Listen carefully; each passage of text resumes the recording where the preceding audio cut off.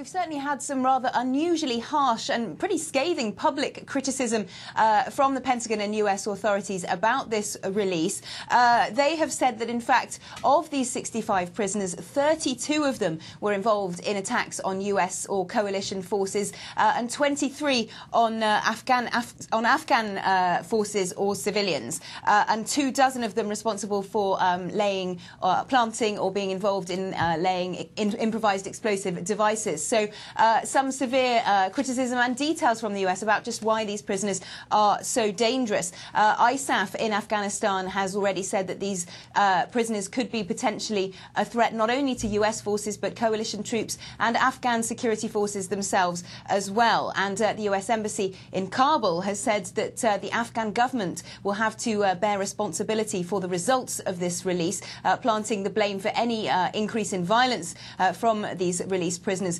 squarely on the Afghan government. And however, though, the New York Times newspaper has been speaking to some of the prisoners that were released earlier this morning, and they say that at least one of those they spoke to claims he was a farmer and had absolutely no reason to be detained at all. So it does seem that perhaps there is some confusion about the identity and the supposed crimes of some of these prisoners. But certainly patience here in Washington does seem to be wearing rather thin with the Afghan government. Earlier this week, Senator Lindsey Graham was already trying to urge fellow lawmakers to cut off aid to Afghanistan until after the April elections. The relationship between the two countries does certainly seem to be at rather a low ebb.